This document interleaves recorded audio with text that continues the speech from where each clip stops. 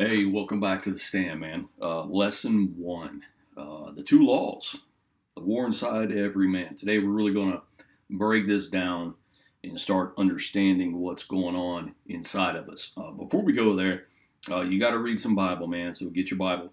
You're going to read two chapters in the book of Romans. So chapter 7 and chapter 8. Yes, all of it. I really did say that.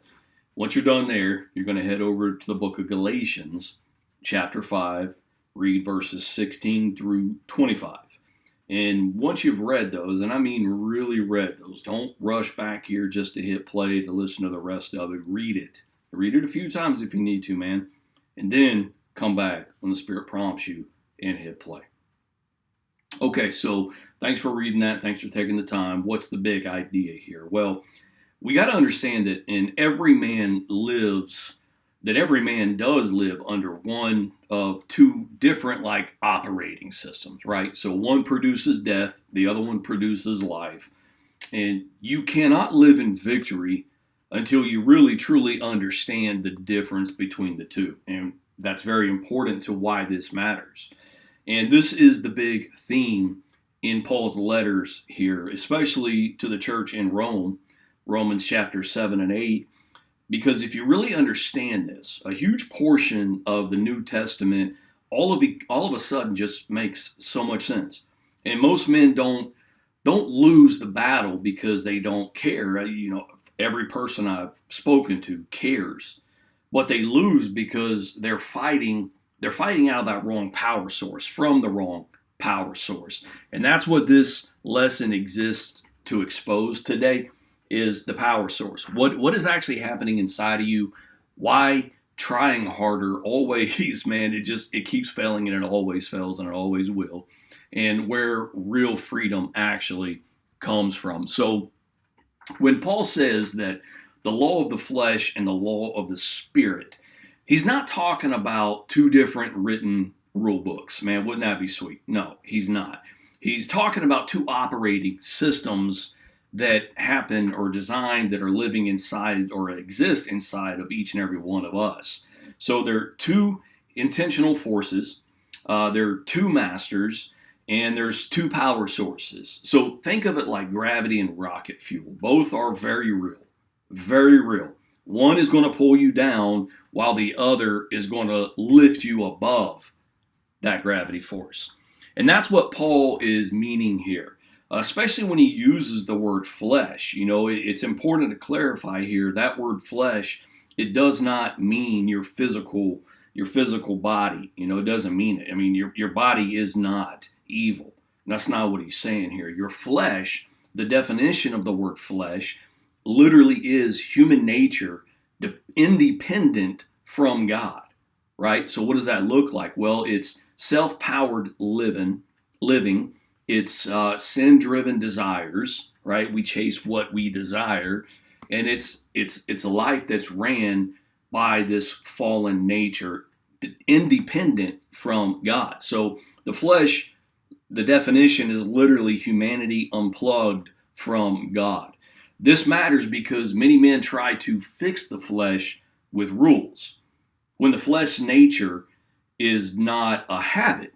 We have to understand that it's a nature. It's not a habit. So when we try to fix the flesh, we do it in four different ways. But rules can manage behavior for a season, and they're great.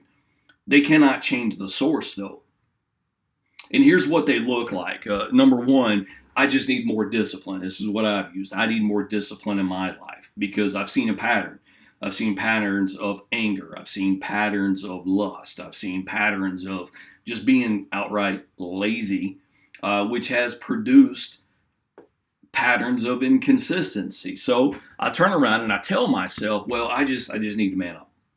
So I add more structure. I add more routine. No, I don't work out, so I don't do harder workouts or anything like that, but I run a tighter schedule. I may add things into my calendar so I don't forget. And none of these things are bad, but then what happens when stress hits? What happens when fatigue hits? What happens when temptation hits? The flesh resurfaces. That's what happens because discipline can restrain the flesh, but it cannot overpower it. You see the difference? The second thing we try to do is, if I cut this one thing out, I'll be fine, right? So I delete an app or I avoid these people. Great instincts, but completely wrong solution. You see, the flesh doesn't need an app. It's a nature, so it just needs an opportunity. So we remove the behavior without healing the heart, and the flesh just learns how to adapt to that new nature. So because the flesh is a nature, it's not a behavior, this step ain't going to work. So we go on to, I don't know, maybe a third step, which is I'll add more good stuff, right? So I'll read more Bible, I'll pray harder, I'll listen to more worship music, and this does feel spiritual, but it's still self-powered. You see? Because I'm doing it. See, this posture is performance, not dependence. Right? If we're looking for performance, we're not looking for our dependence and where our power comes from. So eventually, here's what happens. Your prayer feels dry. The scriptures, when you read these, oh man, they become so heavy. And then all of a sudden, all this guilt replaces our joy. Why? Well, because spiritual activity is not the same as spiritual dependence.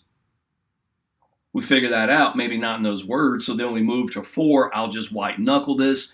So there's no confession, I'm going to do it by myself. There's no help, I got this. But then we just feel all this pressure. And then flesh thrives in isolation, brother. You know that to be true. And pride is going to keep you in isolation because you're not about to tell anybody. So you just, number 5, you shame yourself. I would shame myself into change, right? You should be better by now. You know the scriptures by now, yada, yada, yada. Well, shame never produces holiness, my friend. Never produced holiness in me. It produced hiding. And hiding keeps people from the Spirit. So let's talk about this law of the flesh real quick, right? So all those things, they're not going to work. We got to be plugged into a different power source. In Romans 7, Verse 23, Paul says, I see another law at work in me, making me a prisoner, come on, I feel that way, of law of sin. You see, a law produces a very predictable outcome. For example, gravity. Objects fall. Fire burns up things. Sin nature produces sin. So even when you want to do good, you drift towards sin because Romans 7:19, I do not do the good, Paul said, I want to do, but the evil I do not want to do, this I keep on doing. But friend, we got to understand this not as weakness, but this is the law of sin and death at work in us. And that brings us to Romans 8, verse 2. The law of the Spirit of life has set us free from the law of sin and death. You see, you don't defeat gravity by trying harder, jumping high. That's not how lifting more leg weight so you can boost yourself. No, that's not how it works, man. You overcome it with a stronger law. You see, planes, they don't beat gravity by the effort they put in. No, they rise because of what's called aerodynamics. And that's Paul's point, and that's the core idea here, my friends, is that you don't beat the flesh by discipline, you beat it by dependence on the Spirit. Men lose because they try to win a power battle with willpower. That never works long term. It may work a week or two, but it's going to run out. The flesh, when we walk after the flesh, we live Galatians 5:19 through 21. When our life is self-centered living, it's going to produce all of those destructions in our life. But if we look back at our life and we can see that it matches Galatians 5:22 and 23, we can honestly say, okay, we are being Spirit-led and we are living a life that produces fruit. And fruit, my friend, that fruit is only going to grow from the connection. It's not going to grow from the effort you put in. And that's why Christians still struggle. That's why men still struggle, is because, salvation, it does remove the penalty of sin. Thank you, Jesus. That right there, enough is alone. But it does not remove the presence of Cletus, my flesh. He's still here, man. I'm forgiven instantly, but here's the key. I'm transformed progressively. My friend, that's sanctification. And Romans 7 and 8, they're so great, but Romans 7 can really be frustrating because it ends in so much frustration. Oh, who will rescue me from this body of death? But then we come into Romans 8, and it starts with this beautiful victory that there is therefore now no condemnation. So friend, the answer is not to try harder. The answer is to live from a different source. So to walk by the Spirit in Galatians 5:16 says that if you walk by the Spirit, you will not gratify the desires of the flesh. Think about this. Connection comes before behavior. Dependence before discipline.